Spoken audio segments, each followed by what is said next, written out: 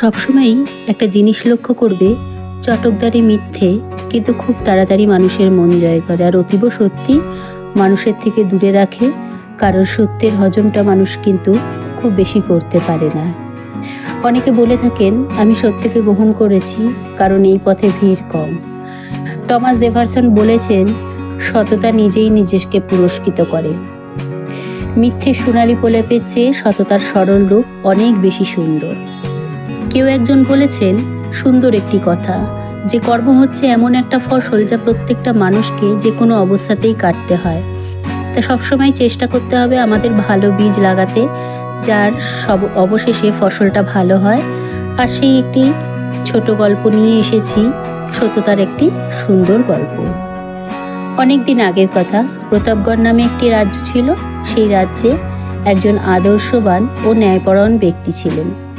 তার রাজত্বে প্রজারা ভীষণ সুখী ছিলেন, কিন্তু রাজা নিজে সুখী ছিলেন না। তার কারণ তিনি নিঃসন্তান ছিলেন। তিনি চাইতেন যে একজন যোগ্য বালক, যে কিনা তার রাজ্যের যোগ্য উত্তরাধিকারী হবেন। তার অবর্তমানে এই রাজ্যের সমস্ত ভার নিজের কাঁধে নেবেন আর প্রজাদের মঙ্গলার্থে কাজ করবে। যেমন ভাবনা তেমন কাজ। রাজা তার স্বরাজ্যে ঘোষণা করলেন, রাজ্যের সমস্ত বাচ্চারা এসে যেন রাজমহলে একত্রিত হন। এরপর রাজ্যের সমস্ত বাচ্চা রাজমহলে এসে উপস্থিত হলো।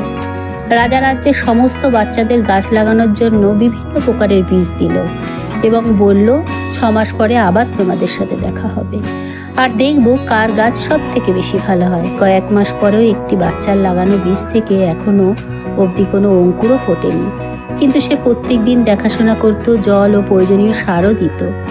দেখতে দেখতে 3 মাস পেরিয়ে গেল। এদিকে বাচ্চাটি ভীষণ চিন্তায় পড়ে গেছে। তা দেখে তার মা বলল, বাবা ধৈর্য ধরো, কিছু কিছু বীজ আছে যাদের বীজ থেকে গাছ হতে অনেকটাই সময় লাগে।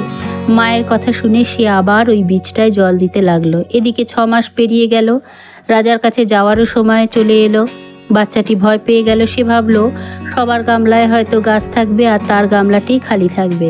কিন্তু সে খুব সৎ ছিল। রাজ্যের সমস্ত বাচ্চারা রাজমহলে এসে উপস্থিত হলো। কিছু বাচ্চা ভীষণ উৎসাহী ছিল, কারণ তাদের মধ্যে রাজ্যের উত্তরাধিকারী হওয়ার একটি লোভ ছিল। রাজার আদেশে সবাই একে একে গাছ দেখাতে লাগলো, কিন্তু তাদের মধ্যে একজন ভীত ও লজ্জিত এবং আঁটোসাঁটো হয়ে রইল, কারণ তার গামলাটি তখনও খালি ছিল। ঠিক তখনই রাজার দৃষ্টি তার উপরে পড়ল। রাজা বলল, তোমার গামলাটি খালি? বাচ্চাটি বলল, আমি 6 মাস পর্যন্ত তার যত্ন নিয়েছি। রাজা তার সততা দেখে ভীষণ খুশি হলো, কারণ তার গামলা খালি থাকা সত্ত্বেও সে সাহস করে এখানে এসেছে। এরপর ওই বাচ্চাটিকে কাছে ডাকলো, কিন্তু সে ভীত হয়ে রইল। রাজা সেই গামলাটি তুলে সবাইকে দেখাতে লাগলো। রাজমহলে উপস্থিত প্রত্যেকে দেখে হাসতে লাগলো। বলল, সবাই চুপ করো, এখানে খুশি হওয়ার মতো কিছুই নেই। তোমাদের সবার কাছে যে গাছ আছে তা হলো বন্ধা, অনুর্বর।